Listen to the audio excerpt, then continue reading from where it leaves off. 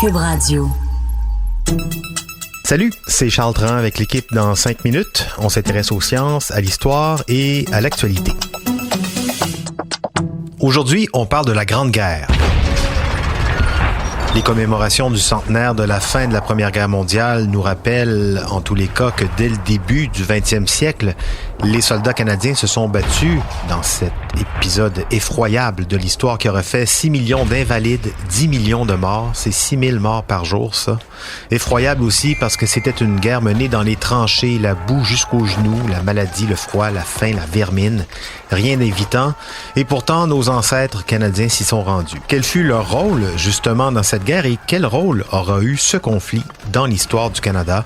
Quelques réponses avec Baptiste Zapirin. 650 000 Canadiens l'ont faite, cette Première Guerre mondiale, et 67 000 y ont laissé leur peau. C'était la guerre des tranchées, ces galeries renforcées creusées dans la terre par les soldats le long des lignes de front, pour guetter l'ennemi ou attendre l'assaut.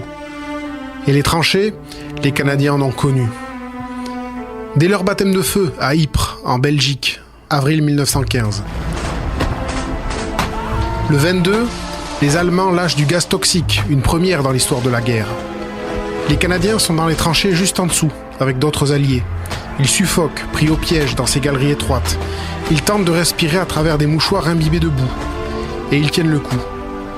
Les Allemands ne passent pas, même en tentant 3 jours plus tard de raser la position à coups d'obus et de mitrailleuses.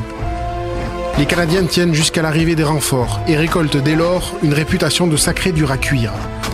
Mais au prix de 6 000 morts, 1 sur 3. Plusieurs autres divisions canadiennes vont ensuite renforcer les Alliés et participer à plusieurs batailles, à Saint-Éloi ou dans la Somme.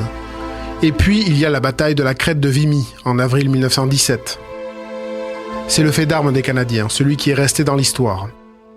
Les Allemands tiennent cette crête de 7 km de long, un point en hauteur, stratégique donc, qui surplombe les Alliés. Elle est réputée imprenable. 100 000 Français y sont morts en essayant de repousser les Allemands, en vain. Les 15 000 fantassins canadiens vont prendre les choses en main. Le 9 avril 1917, à 5h30, il pleut, il neige, il fait froid. Un temps idéal pour les Canadiens. Ils lancent l'assaut. Ils avancent derrière des tanks, sous un feu nourri. C'est la première fois que les 4 divisions canadiennes combattent ensemble. Les Allemands résistent sur la colline 145, le sommet du site.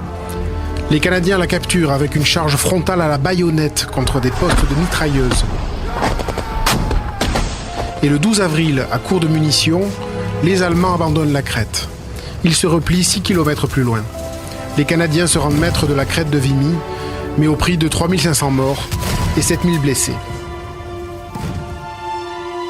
Et pour une bataille qui n'a pas eu un si gros impact dans la guerre au final. Mais à ce qu'on dit, c'est un moment qui a fait naître une fierté nouvelle, celle d'être Canadien, à une époque où le Canada était un simple dominion britannique.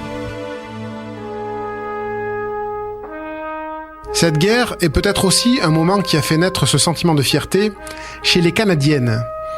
Elles ont retroussé leurs manches elles aussi dans les usines d'armement au pays, où des milliers d'entre elles ont remplacé les hommes. Mais aussi sur le front, en tant qu'infirmières, le seul poste qu'elles avaient le droit d'occuper à l'époque.